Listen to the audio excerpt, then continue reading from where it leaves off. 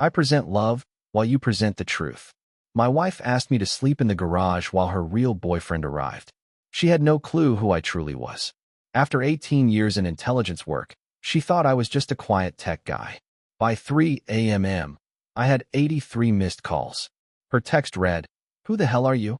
I'm Ryan Harriman, 47, and for the last 4 years, I've been living a lie. Not the kind most people tell, but one that becomes your whole life." Before that, I spent 18 years with a government agency that officially doesn't exist, running covert operations across 4 continents. The kind of job where your real identity is buried under multiple false names, and you learn to become whatever the mission requires. I tracked terrorist cells through the Middle East, dismantled human trafficking networks in Eastern Europe, and did things I can't even speak about. When I retired at 43, after those 4 intense years, I was exhausted, burned out. I had seen enough darkness for several lifetimes and just wanted something simple and clean. That's how I became Ryan Harriman, a mild-mannered cybersecurity consultant working from home. Average height, lean, with a face that blends in. I kept my hair short, wore polo shirts and khakis, and said, "Yes, dear," more times than I could count. I was the epitome of a domesticated husband, deliberately unremarkable. I met Melissa at a charity event in Denver, where she was handling corporate sponsorships for a children's hospital fundraiser. At 38, she was successful as a marketing director, confident and organized. Everything I thought I needed after years of chaos. She seemed stable, someone who could offer me the normal life I longed for. We dated for 10 months. I was attentive, patient, and generous. She appreciated my calmness, that I didn't cause drama, and seemed content with a quiet suburban life. We got married in a small ceremony and bought a house in a good school district in Aurora, even though we didn't have kids yet. Then came Mason, now 9, a smart kid who loves baseball and science experiments. Then Lily, 6, who draws pictures of unicorns and asks endless questions about everything. They made everything feel real, as if I had truly left my old life behind. But here's the thing about playing a role when you're great at it. People believe it fully, and I was really good at it. Melissa saw exactly what I showed her, a quiet, accommodating man who worked from home, handled school pickups, cooked most nights, and never complained. She loved that at first. After relationships with aggressive men who had left her emotionally drained, she thought she'd found someone safe, someone she could control. What she didn't realize was that underneath my mild-mannered exterior, I was still the same person who'd spent 18 years in the world's most dangerous places. I had just gotten very good at hiding it. The marriage started well. I genuinely wanted normal. I ignored the small cruelties, the way she dismissed my opinions in front of friends, made decisions about the kids without consulting me, and made passive-aggressive comments about my career being less demanding than hers. I told myself this was what normal marriages were like, that maybe I just didn't understand civilian relationships after so many years undercover. My best friend, Michael Cooper, had warned me early on. Michael and I had known each other for 20 years. We had served together overseas, survived things that would break most people, and saved each other's lives more times than we could count. He'd left the agency 5 years before me, started a private security consulting firm in Seattle, married a pediatric surgeon who understood our baggage. We talked every month via video call. About 6 months into my marriage, Michael looked at me through the screen with that expression I knew too well, the one that meant he had spotted something I missed. "She doesn't respect you, brother," he said, his voice careful. "I can see it in how she talks over you, dismisses everything you say. You're not building a partnership here. You're being a doormat." I got defensive. Maybe that's what I need right now. Someone who sees me as normal, not as whatever I used to be. There's a difference between being safe and being invisible. You're playing this role so well, you're forgetting who you really are. I brushed him off. I wasn't ready to admit he was right. The real turning point came 4 months ago. Melissa started staying late at work several nights a week. Her phone suddenly had a password, something she'd never used before. She began hitting the gym 5 times a week instead of her usual 2. Buying expensive new workout clothes that seemed meant to impress someone. Coming home smelling of cologne that wasn't mine. Classic signs. My old training made them impossible to ignore. Infidelity, probably with an agenda beyond just the affair. I could have confronted her immediately. I could have accessed her phone in 30 seconds flat. That skill set doesn't disappear after retirement. Instead, I waited, watched, and quietly documented everything. Because if there's one thing my old life taught me, it's patience. Rush and you lose control. Take your time, gather intelligence, and you win. 3 weeks ago, I overheard a phone conversation that confirmed everything and revealed just how deep it went. Melissa was in the garage, thinking I was upstairs helping Lily with homework. But I came back down to grab my phone charger and heard her voice through the door. It was completely different from anything I had ever heard. Young, excited, breathless. I can't wait either, baby. Just a little longer. He's so clueless. He won't even see it coming. Melissa told me, my lawyer says I'll get the house, and with his income, child support will set us up perfectly. A chill ran through me. She was already planning the divorce, already counting the money that would come from destroying our family. Shane, I love you so much. Soon we won't have to hide anymore. Shane, I ran a background check that night using resources I swore I'd never touch again. Shane Douglas, 42 years old, called himself a business coach and motivational speaker. In certain circles, he had a reputation for targeting married women, manipulating them into poor financial choices, then disappearing when things got messy. Shane Douglas was exactly what I thought he'd be. Worse, actually. The background check painted a clear picture of a predator who'd honed his methods over the years. He'd never been married, despite being 42. 3 paternity suits had been quietly settled over the past decade. He had a history of business partners accusing him of fraud before the cases mysteriously vanished. He called himself a business coach, but his real business was seducing married women, draining their assets, then vanishing before the consequences could catch up. His pattern was consistent. Target women in their late 30s or early 40s, usually successful and with money or assets. He'd string them along with promises of a future together, get them to make financial decisions that benefited him, then disappear when divorce time came. Melissa was his 5th target in the last 4 years that I could confirm. The others had all ended the same way. Women divorced, financially ruined, emotionally shattered. Shane moved on without facing any consequences. But there was more. Shane had a technical partner running the complex side of his operation. Shell companies in Delaware, offshore accounts in the Cayman Islands, and complicated real estate scams. This wasn't amateur fraud. It required expertise Shane didn't have. I spent 2 weeks digging deeper, following money trails, accessing databases most people don't even know exist. The technical partner turned out to be someone named Kevin Walsh, 43, a former NSA contractor who left government service under questionable circumstances 7 years ago. Together, they had built a machine. Shane was the face, the charming one. Kevin built the financial system that made the money disappear. Meanwhile, Melissa's behavior worsened. She stopped even pretending to care about the family. She'd come home late, ignore Mason and Lily, lock herself in the bedroom for hours on her phone. At dinner, when she bothered to show up, she'd pick at her food and answer the kids' questions with one-word replies. Mason noticed. He started acting out at school, getting into fights. His teacher called 3 times in 2 weeks. Lily started having nightmares, waking up crying at 2 a.m., asking me why Mommy didn't love us anymore. I held my daughter as she sobbed, feeling something cold and familiar stir inside me. The part of me that tracked terrorists across borders, that dismantled criminal networks with precision. The part that made dangerous people fear me. I tried so hard to bury that person, to be normal, to be the mild-mannered husband and father. But my children were suffering, and the men responsible thought I was too weak to fight back. They had no idea who they were dealing with. Last Tuesday, I got a call from Mason's school. Dr. Sarah Wilson, the school psychologist, wanted to meet with me. She was in her early 50s, with sharp eyes that missed nothing. Mr. Harriman, I need to talk to you about Mason, she said when I arrived at her office. He's been drawing some concerning pictures in class. She showed me the drawings, dark, violent images, figures standing over broken families, houses splitting apart. Mason told me something yesterday. Dr. Wilson continued carefully. He said there's a strange man who comes to your house sometimes. That his mom tells him and his sister to stay in their rooms and be quiet. My blood turned to ice, but I kept my expression neutral. Years of training had made that automatic. A strange man? I asked quietly. Dr. Wilson nodded. He wouldn't give me details. But Mr. Harriman, I've been doing this for 26 years. Whatever's happening in your home, it's affecting both your children badly. Lily's teacher mentioned she's been withdrawn lately too. I sat there, processing it all. Shane Douglas had been in my home, around my children, while I played the oblivious husband, thinking I was gathering evidence.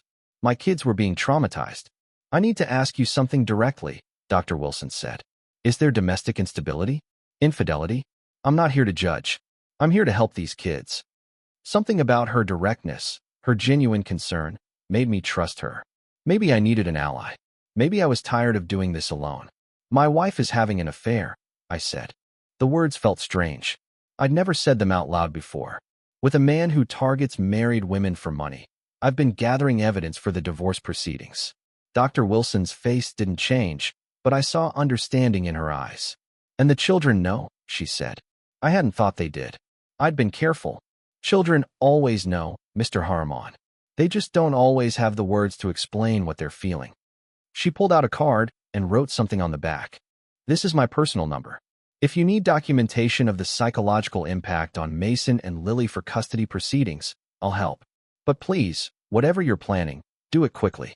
Every day this continues, damages them more. I left her office with new determination. I'd been patient, methodical, careful, but I had forgotten the most important thing. This wasn't just about justice or revenge. It was about protecting my children. That night, everything came to a head. I made dinner as usual, grilled chicken, roasted vegetables, the kind of meal Melissa used to love. She came home at 7:30, barely glancing at the food. I'm not hungry, she said, scrolling through her phone. Mason and Lily ate quietly, watching their mother with sad eyes. After dinner, Melissa went upstairs to shower. She took over an hour, using expensive bath products I'd never seen before. When she came back down, she was wearing the black dress I bought her for our anniversary last year. Full makeup, her hair styled perfectly. She looked beautiful. She also looked like she was going somewhere important. But instead of leaving, she walked into the living room where I was reading, with Lily curled up next to me. I need you to take the kids to your mother's house tonight, Melissa said. Her voice was cold, businesslike. Actually, take them now, and don't come back until tomorrow morning. I slowly closed the book. Excuse me. You heard me. I have plans. Adult plans. Take the kids and leave. Lily looked up at me with frightened eyes. Mason appeared in the doorway, his face pale. I looked at Melissa, standing there in that black dress, makeup perfect, asking me to remove our children from their own home so she could entertain her lover. Something inside me shifted. Not anger. Colder than that. Clearer. No, I said simply. Her eyes widened. I had never refused her anything in 4 years. What did you say? No, this is their home. I'm not taking them anywhere. Fine. Her voice became sharp. Then you're sleeping in the garage tonight. My real boyfriend is coming over, so take your pillow and whatever else you need and get out there. He'll be here in an hour, and I want you gone. She said it with such casual cruelty, such absolute confidence, that I felt like I was too weak to challenge her. Mason appeared at the top of the stairs, his face pale. He'd heard everything. Melissa, I started, my voice still calm. Don't Melissa me. This marriage has been dead for months. We both know it. Shane actually has ambition. He excites me. You're just here, taking up space. I could have said 1,000 things. Could have told her about the offshore account I'd already flagged to the IRS. Could have mentioned Shane's 3 paternity suits or his history of destroying women's lives. Could have explained exactly who I used to be. But instead, I picked up my keys from the coffee table. I heard you. Wait, what are you doing? She asked. You told me to leave. I'm leaving. Her confidence faltered. We need to discuss this like adults. Set boundaries going forward. You just told me to sleep in the garage while your boyfriend visits. I think the boundaries are pretty clear. I walked to the stairs. Mason, Lily, come here, please. Both kids came down, Lily holding her stuffed rabbit. Both of them looked scared. I knelt down to their level. I need you two to be very brave tonight. Stay in your rooms, okay? No matter what you hear, lock your doors. I'll be back tomorrow morning, and we're going to fix everything. I promise. Where are you going, Daddy? Lily asked, tears in her eyes. Somewhere I can think clearly. I hugged them both tight, then stood. I looked at Melissa one last time. Enjoy your evening.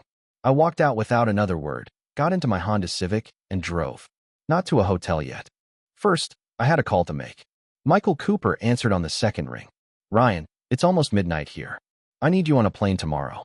It's time, brother. Lisa is already packing my bag. I checked into a Hampton Inn, paid cash, and went to my room. Then, I activated the surveillance feeds I'd installed in our house 3 months ago. Hidden cameras, military-grade equipment that was invisible unless you knew where to look. At 8:47 p.m., Shane Douglas pulled into my driveway in a silver BMW M5, leased, according to the financial records I pulled. The man was mortgaged to his eyeballs, leveraged on properties with debts approaching $3 million. Melissa met him at the door. They kissed like teenagers, then disappeared inside. I didn't watch what happened in the bedroom. I had all the evidence I needed. Instead, I pulled up the detailed file I'd built on Shane Douglas and Kevin Walsh. Then I waited. At 11 p.m., my phone buzzed with a text from Melissa. Where are you? I didn't respond. At midnight, another text. Ryan, answer me. This is childish. I turned off my phone's ringer and continued working on my laptop. At 1 a.m., another message. You can't just disappear. We have children to think about. At 2 a.m., I'm calling the police if you don't respond. By 2:45 a.m., my phone started ringing. I let it go to voicemail, and then it rang again and again. By 3 a.m., I had 83 missed calls. Then came the text that changed everything. Please come back. Shane saw something on your laptop. He Googled your name and freaked out. Started yelling about you being dangerous. He left. Ryan, who the hell are you? I smiled for the first time in hours. Earlier that evening, before I left, I had deliberately left my laptop open in my home office, displaying a carefully curated selection of files. Nothing classified enough to attract attention from my old agency, but enough to make any civilian think twice. Military records for my old cover identity showed me as a Marine Special Operations Officer. There were redacted mission reports with just enough visible to be terrifying. Phrases like high-value target neutralized and operations in hostile territory. A single photo from Syria showed me in full tactical gear, face half hidden, standing over a detained hostile with a rifle. In a newspaper article from 9 years ago, a government operative known only as Carter had stopped a domestic terror attack by eliminating an entire cell before they could strike. Shane found it all, and it scared him enough to run. I picked up my phone and sent Melissa a text. Hampton Inn, Route 6, Room 318. Don't call tonight. We'll talk tomorrow. Then I turned off my phone completely. Tomorrow, the real work would begin. Tomorrow, I'd stop being the quiet husband who absorbed every insult. Tomorrow, I'd show them both exactly who they had been underestimating. But tonight, I slept better than I had in months. I woke at 5 a.m., my body still wired to old habits from 18 years of field work. I ran 5 miles on the hotel treadmill, showered, and sat in the lobby with coffee by 7 o'clock. Michael Cooper walked through the doors at 8:15, a duffel bag over his shoulder. He looked the same as always, solid, dependable, the kind of man you wanted at your back when things went sideways. Brother, he said, pulling me into a brief hug. You look different, less like a ghost. I stopped pretending last night. We went up to my room. I spread out everything I'd compiled over the past 3 months. Financial records, surveillance photos, background checks on Shane Douglas and Kevin Walsh, documented evidence of Melissa's affair and her planned financial destruction of our family. Michael whistled low. This is solid work, Ryan. You've got them dead to rights. It's not enough. I need to protect Mason and Lily. Melissa's already planning to use false allegations against me in custody proceedings. Her lawyer, Rita Walsh, Kevin's sister, was disbarred 3 years ago for fabricating evidence in divorce cases. They're running a family business. Shane charms the wives. Kevin handles the money. Rita manufactures legal leverage, Michael said. Smart operation. It was a smart operation. I'm about to burn it down. My phone rang. I turned it back on an hour ago. Melissa's name flashed on the screen. Don't answer yet, Michael said. Let her sweat a little longer. Meanwhile, tell me about these kids. How bad is it? I showed him the drawings Mason and Lily had made, the pictures Dr. Sarah Wilson had shared with me. Michael's jaw tightened as he looked through them. These children have been living in a war zone, he said quietly. Ryan, I know you wanted to do this clean, but sometimes you have to fight dirty to protect what matters. I'm ready to fight however I need to. Good. Michael pulled out his laptop. I brought some resources. Lisa knows a family court judge here in Colorado. Judge Eleanor Wright. She's got a reputation for not tolerating manipulation or false allegations. If we can get your custody case in front of her, you've got a shot. We spent the next 2 hours building a strategy. Michael had connections I'd almost forgotten about, former colleagues who owed favors, legal experts who specialize in high-conflict custody cases, forensic accountants who could trace money through shell companies. At 10 a.m., I finally called Melissa back. She answered on the first ring. Ryan, thank God. Where are you? We need to talk face-to-face. Not at the house. Okay. Yes. There's a coffee shop on Miller Street. Brew Point. Can you meet me there in an hour? I'll be there. I hung up. Michael looked at me. You want backup? No. I need to do this part alone, but stay ready. If things go sideways, I'll need you. I arrived at Brew Point 15 minutes early. I chose a table in the back corner, with clear sight lines to all exits. Old habits die hard. Melissa walked in right on time, dressed in jeans and a sweater, minimal makeup. She looked exhausted, almost scared. She sat down across from me. Ryan, I don't even know where to start, she said. Start with the truth, Melissa. Just once. Tell me the truth. Her hands shook as she wrapped them around the coffee cup I'd ordered for her. Black, 2 sugars, the way she always liked it. Some habits die hard. I made a terrible mistake, she began, her voice small, nothing like the confident, cruel woman who had told me to sleep in the garage 2 nights ago. Shane, he wasn't who I thought he was. Who did you think he was? I asked. Someone successful? Someone exciting? Someone who made you feel like you mattered? She looked up at me, tears in her eyes. You were always so calm, so accommodating. I started to feel invisible, like I could do anything, and you wouldn't even notice. I noticed everything, Melissa. Every late night, every lie, every time you looked at our children like they were inconveniences. She flinched. I know. I've been a terrible mother, but Shane. He said once we were together, once we got your money in the house, we could start fresh. That he'd help me be better. He was lying, I said. Shane Douglas is a con artist. He's done this to 4 other women in the past 4 years. He seduces married women, convinces them to drain their assets, and then disappears when things get complicated. Her face went pale. No, he loves me. He loves your money, Melissa. Or rather, my money. The college funds I set up for Mason and Lily. The retirement accounts. That's what he wanted. I pulled out a folder and slid it across the table. This is Shane's real background.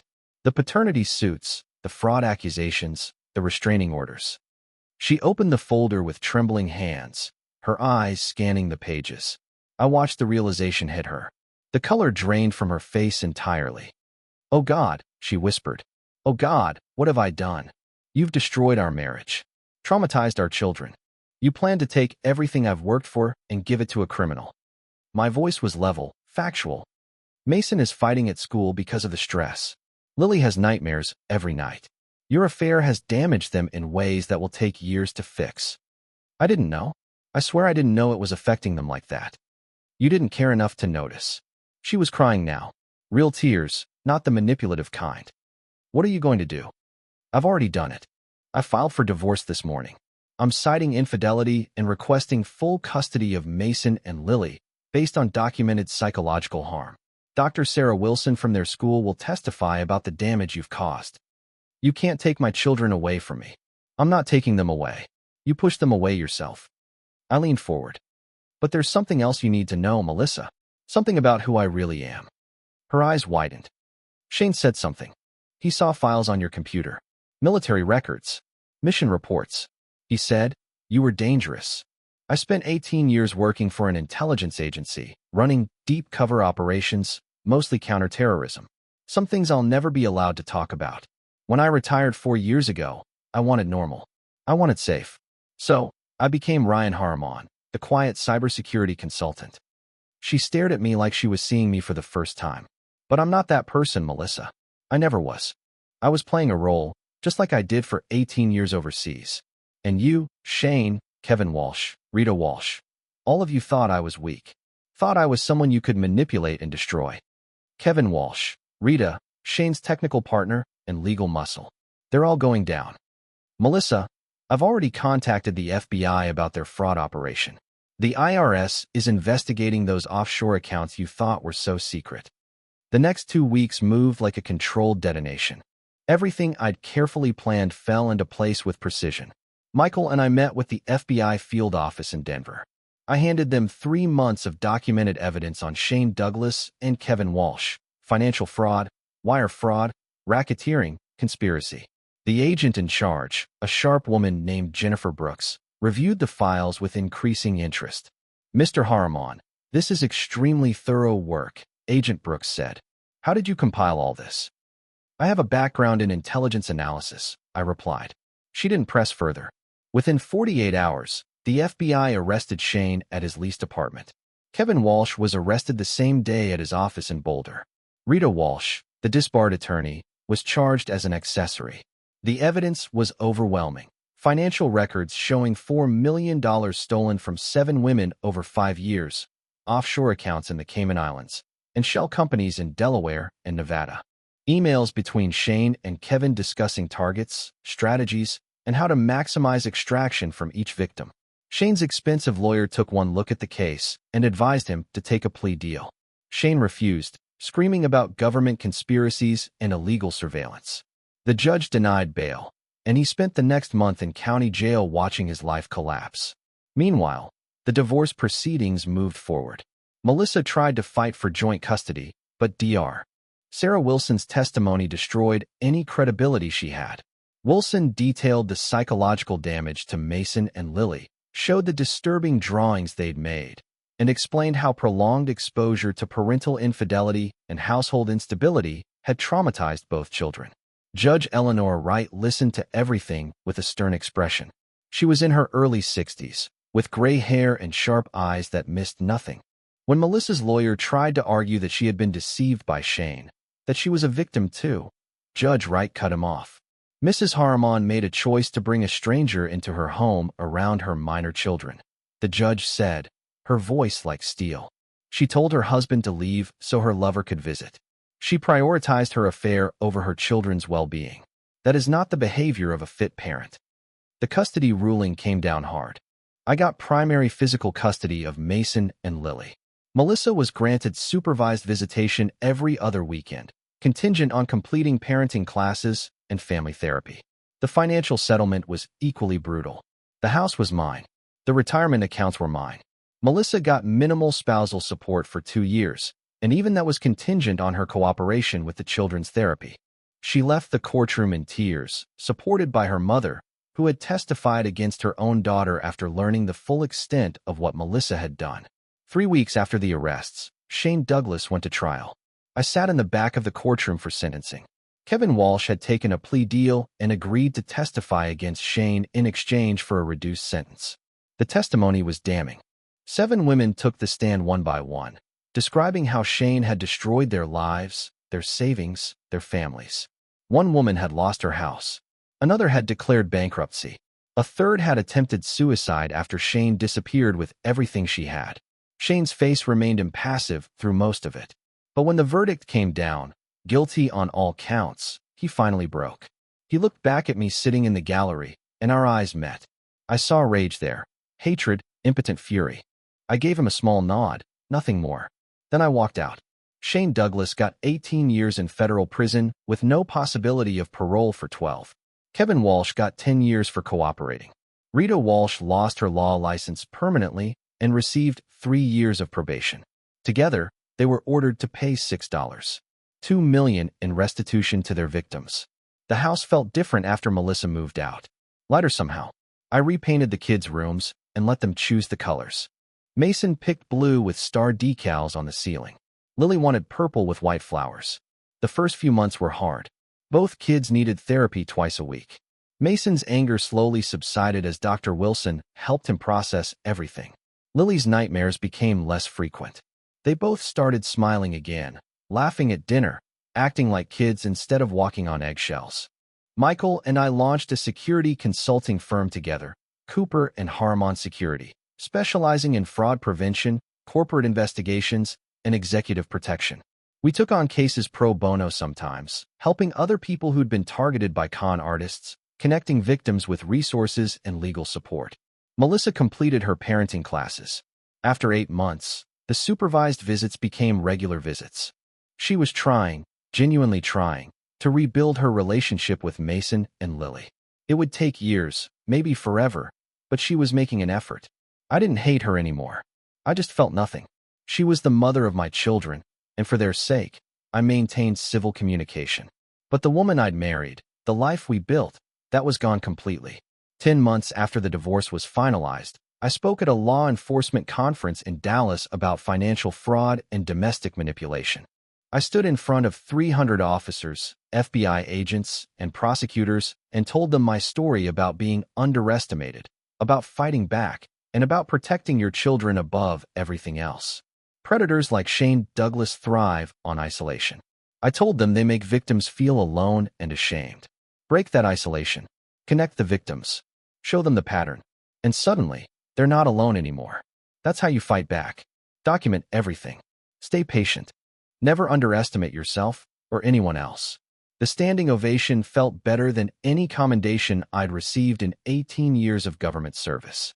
Now, I teach self-defense classes at the community center, helping people who've faced manipulation or abuse learn to protect themselves. I volunteer teaching financial literacy, warning others about the red flags I missed. I adopted a German shepherd named Atlas, who follows Mason and Lily around like their personal guardian. For 18 years, I was someone created by an intelligence agency. For 4 years, I was the man my ex-wife wanted me to be. Now, I'm just myself. No masks, no pretending. When people ask if I regret anything, I tell them the truth. Melissa telling me to sleep in the garage while her boyfriend visited was the best thing that ever happened to me. It forced me to stop being small, stop pretending to be less than I was. I'm not that quiet man anymore who stayed invisible to keep the peace. I don't hide what I'm capable of. I'm Ryan Harmon, and that's enough.